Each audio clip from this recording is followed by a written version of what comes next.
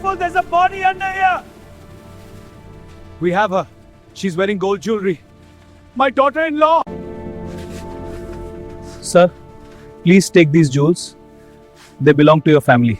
You may need them. Take them all. I don't want them. But sir, please, you must take these. No, I don't want them. This is the God punishment towards me.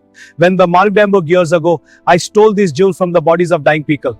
I gave them to my daughter-in-law. Today she died wearing the same stolen jewelry. Please just take everything away. I want the thing. Please just take everything away. I want nothing.